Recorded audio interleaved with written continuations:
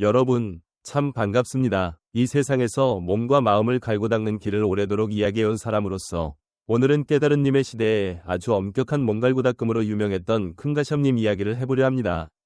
요즘 어떤 분들은 민투애님이라는 분이 아주 힘겨운 수행 모습을 보인다고 해서 온라인 곳곳에서 뜨겁게 화제 삼고 계시죠.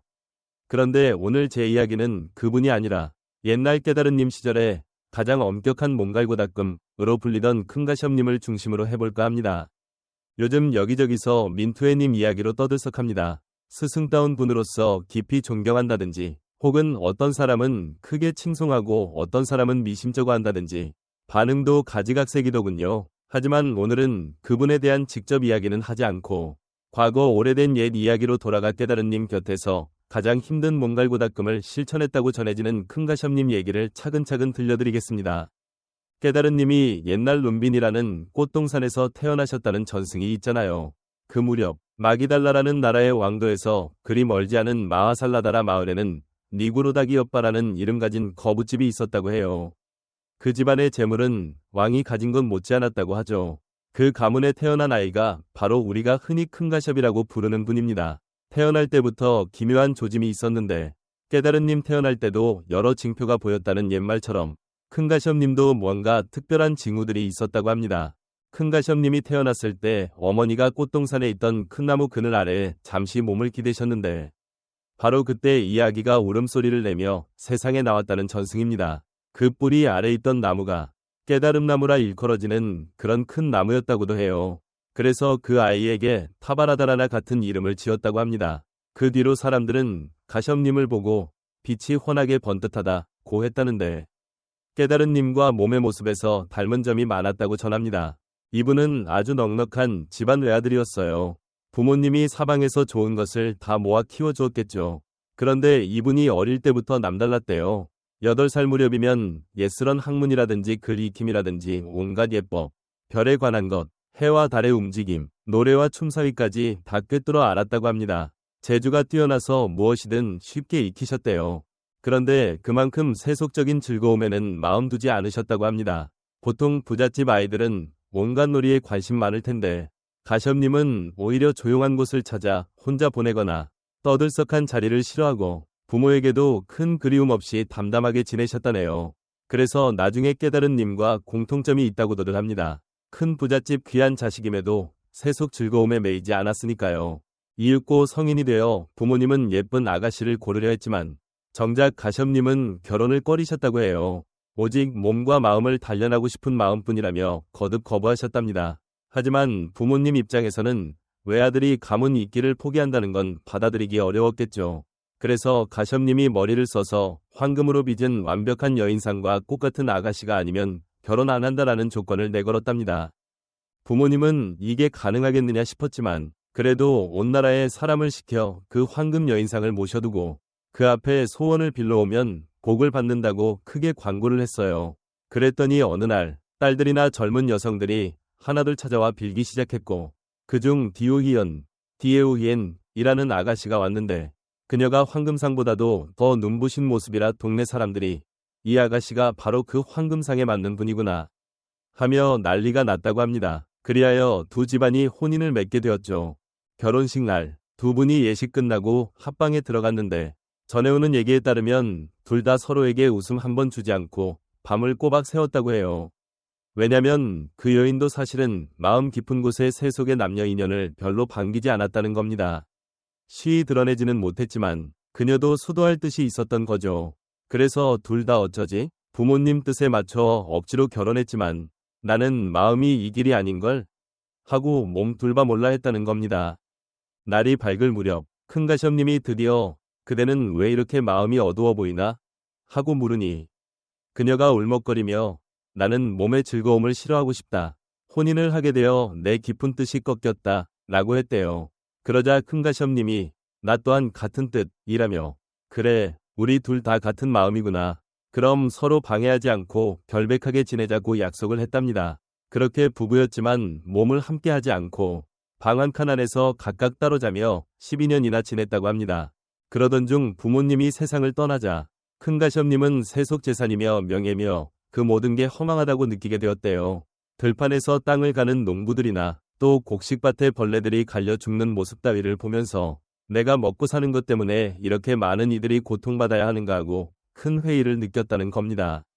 한편 집에서는 디오 의원님도 참지 못해 몸담고 있던 부유한 생활이 덧없다고 여기게 되었고 결국 두 분은 이제 다시는 미루지 말자, 다 버리고 길을 찾아나가자 라고 뜻을 모았답니다.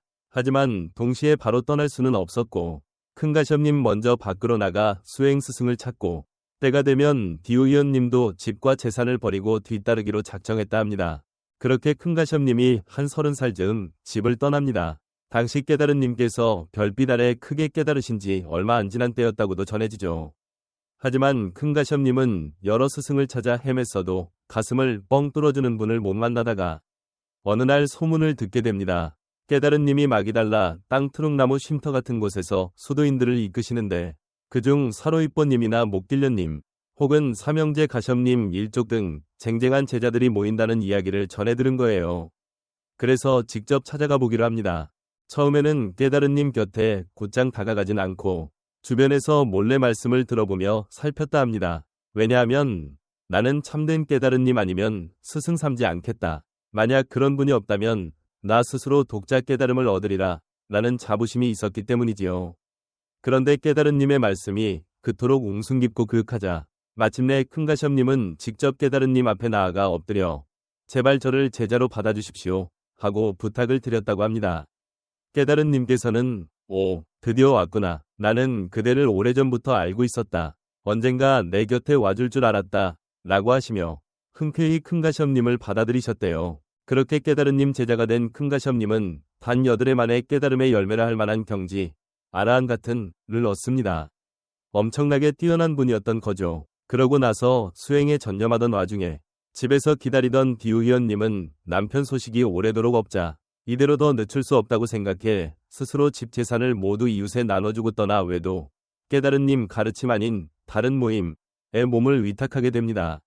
이 사실을 알게 된 큰가시엄님이 한 수행 동료에게 그분을 내가 직접 데려올 수 없으니 대신 가서 모시고 와달라고 부탁해서 결국 디우희연님도 깨달은 님 공동체 이 부분도 자연스럽게 말하자면 함께 수도하는 모임로 인도되었다는 얘기가 전해집니다. 처음에는 많은 어려움이 있었다고 합니다. 여성 수도 모임이 그때 생긴 지 얼마 되지 않았고 남들 눈에는 디우희연님이 그 재상가의 부인이었으니까요. 뿐만 아니라 그녀가 워낙 모습이 눈에 띄니 시끄러운 사람들도 있었고 그 때문에 마음상에 오랜 시간 나오지 않고 틀어박혀 있었다고 해요. 큰가시엄님은 고심 끝에 자기 밥그릇 음식 중 절반을 날마다 디우희연님에게 나눠주려 했는데 이런저런 오해를 사게 되자 다시 멈추게 됩니다.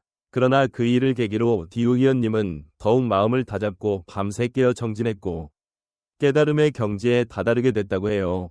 그 뒤 깨달은 님이 칭찬하시기를 이분은 예전 삶들을 모두 꿰뚫어 볼 수 있는 특별한 눈까지 지니게 되었다 라며 크게 칭찬하셨다고 합니다.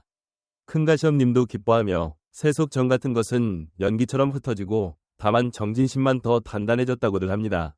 그 뒤 큰가시엄님은 깨달음길 모임 안에서 가장 엄격하게 몸을 굴린다는 소리를 듣게 됩니다. 하지만 보통 쟁쟁한 다른 분들, 예를 들면 사로이뽀님이나 목딜련님처럼 바깥에서 활동하며 널리 사람들을 가르치는 역할은 하지 않으셨다고 해요.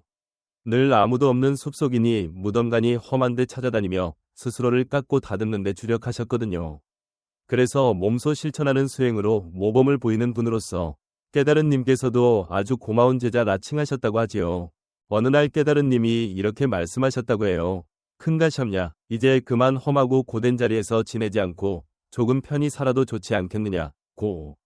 왜냐하면 그때 큰가시엄님은 나이도 제법 드셨고 깊은 숲속이나 무덤가에서 비바람을 맞으며 지내니 걱정이 크셨던 거죠. 그런데도 큰가시엄님은 스승님, 저는 이렇게 빌어먹기와 얇은 옷, 바람 부는 들판에서 밤새 앉아있기를 편안하게 느낍니다.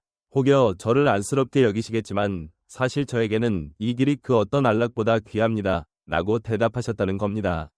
깨달은 님도 그럼 내 뜻대로 하라. 그래도 괜찮다. 다만 너를 본받아 뒤이어 올라올 많은 이에게 길잡이가 되어주어라 하셨다는 거죠. 이런 이야기는 수도인들이 입에서 입으로 전해오며 감동을 받곤 합니다. 큰가시엄님이야말로 세속의 모든 안락을 버린 그러나 결코 억지로가 아니라 스스로 선택하며 기쁨으로 여기셨던 정말 독특한 분이라고 말이죠. 그래서 가장 엄격한 몸갈고닦음이라 하면 을의 큰가시엄님을 떠올렸다고 해요. 깨달은 님께서 수많은 해를 두루 돌아다니시며 길을 전하시다가 여든 즈음에 몸을 내려놓으시겠다고 알리실 때 제자 중에서도 가장 나이 든 분이 큰가시엄님이었고 그가 다른 지역에서 동료 몇백 명과 함께 포교하고 있던 차에 슬픈 소식, 깨달은 님 열반이 전해집니다.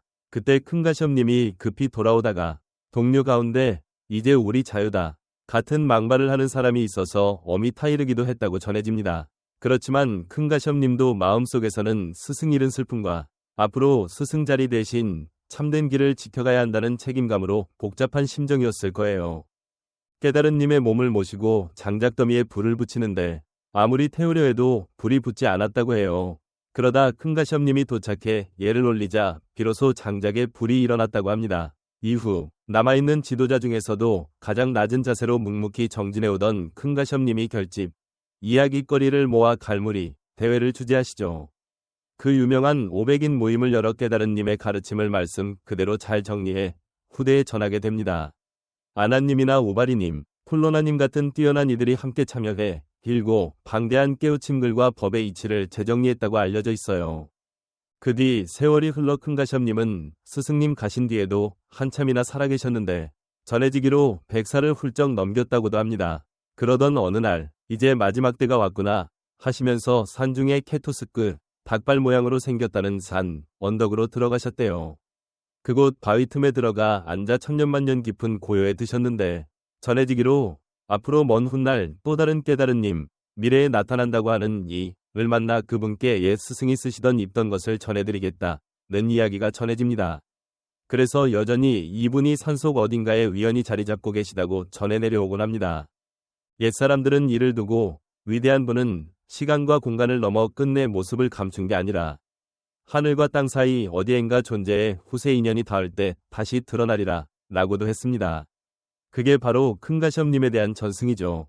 결론적으로 넉넉한 집안에서 태어나 세속의 모든 누림을 버리고 궁극의 길을 걷고 깨달은 님의 가장 믿음직한 제자 가운데 한 분으로 마지막까지 법을 지키셨고 지금도 먼 훗날을 위해 깊은 곳에서 잠겨 계시다는 이야기는 참으로 많은 이들에게 영감을 줍니다. 이런 이야기를 굳이 길게 끌어온 이유는 어쩌면 지금도 엄격한 몸갈고닦음을 실천하는 분들을 보고 사람마다 다양한 시선으로 바라보는 상황이 아주 오래전 큰가시엄님 시절에도 다르지 않았으리라는 생각이 들기 때문입니다. 어떤 이는 존경하고 어떤 이는 의심하고 어떤 이는 시기하거나 조롱하기도 했겠죠. 그럼에도 자신이 고른 길을 놓지 않고 묵묵히 나아가는 이가 있다는 사실이야말로 이 세상을 조금씩이나마 깨어나게 해주는 힘이지 않나 싶습니다. 제가 오늘 하고 싶었던 이야기는 결국 이렇게나 오래된 이야기 속에서도 가장 힘겨운 길을 기꺼이 걸어간 분이 있었다는 점입니다. 그 시절 깨달은 님께서는 사람을 하나하나 세세히 이끌어 주셨는데 큰가시엄님이야말로 그 곁에서 아주 다른 방식으로 길을 보였다랄까요. 몸을 아끼지 않고 깎아내면서 삶이란 어떤 허망함을 품고 있는지 스스로 시험해보는 분이었고 그 모범을 옆에서 본 사람들은 큰 깨달음을 얻었다고 하지요. 그리고 이분이 남기신 염원과 책임감은 깨달은 님께서 사라지신 뒤에도 온 모임을 단단히 묶는 구심점이 되었다고 전합니다. 마지막으로 여러분께 이 말씀을 드리고 싶어요. 때로는 우리 눈에 누군가의 수행이 너무 지나쳐 보일 때가 있습니다. 힘든 고통만 일부러 택하는 것 아닌가 싶어 보이기도 하죠. 하지만 오래된 이야기를 통해 들여다보면 그런 선택이 꼭 보여주기 위한 극단이 아니라 스스로 참뜻을 확인하는 자연스러운 길일 수 있습니다. 큰가시엄님은 고행을 한다는 소리를 들어도 오히려 그렇게 살며 기쁨을 누렸다고 해요. 때로는 물질을 무시하는 게 아니라 물질에 얽매이지 않는 자유로움을 몸소 맛보고자 했던 거겠죠. 결국 깨달은 님의 모임에서 이분은 당대에는 크게 눈에 띄지 않는 분이었을 수도 있습니다. 워낙 사로이뽀님이나 목길련님 그리고 다른 뛰어난 분들이 바깥에서도 많은 일을 하셨으니까요. 그런데 뒤로 올수록 스승님이 열반하신 뒤 큰가시엄님은 그 누구보다도 중요한 존재로 부각됩니다. 왜냐하면 그분이 흔들림 없이 청정함을 지켜내고 나아가 한마음으로 법을 모아서 결집하는 일을 주도하셨기 때문입니다. 그러지 않았다면 깨달은 님의 말씀이 이렇게나 오랫동안 이어져 우리에게 닿지 못했을지도 모르잖아요. 그래서 우리 같은 후대 사람들은 큰가시엄님을 꼭 떠올릴 필요가 있습니다. 잘 알려지지 않았으나 가장 근본이 된 사람이라고도 할 수 있으니까요. 그리고 그분이 마지막에 산속으로 들어가 아직도 먼 훗날의 미래 깨달은님을 뵙겠다 했다니. 전설처럼 들리지만 왠지 마음이 든든해지지 않나요? 이 세상은 여전히 가파르고 아픔이 많아도 어딘가 깊은 곳에서 큰가시엄님처럼 청정한 뜻을 지닌 분이 우리를 위해 정진 중일지 누가 알겠나 하는 생각도 듭니다. 자, 오늘은 여기까지입니다. 거의 숨가쁘게 긴 이야기를 드렸는데 혹여라도 잘 따라오셨는지 모르겠습니다. 요약하자면 넉넉한 가정에서 태어나 애초부터 세속을 등지고 싶었고 억지로 혼인을 했어도 서로 같은 뜻으로 몸을 멀리하며 정진했고 부모님 세상 떠나신 뒤 모든 재산을 나누어 버리고 떠나 찾아간 깨달은님께 귀하여 8해 만에 깊은 깨달음을 얻은 뒤 가장 엄격한 고된 길을 걸어간 분이 바로 큰가시엄님이라는 이야기였습니다. 그리고 스승님이 이 땅을 떠나신 뒤에는 그분이 이끈 모임의 결집과 정리에 앞장섰고 마지막엔 산속 깊은 곳에 몸을 감추어 먼 미래를 기다리고 계신다고도 전해지죠. 여러분과 여러분 가족 모두 평온한 나날 되시길 바랍니다. 오늘은 큰가시엄님 이야기를 길게 말씀드렸어요. 이 옛전승이 여러분 마음에 작은 울림이 되길 바랍니다. 혹시 요즘 여기저기서 세속을 떠난 분들 혹은 아주 힘든 몸길 닦음을 실천하는 분들을 볼 때 떠오르는 생각이 있으시면 이 옛 이야기를 한번 떠올려 보셔도 좋겠습니다. 제 오래된 이야기는 여기까지입니다. 들어주셔서 참 고맙습니다. 오늘 영상이 도움이 되셨다면 구독과 좋아요 부탁드립니다. 끝까지 경청해 주셔서 감사합니다.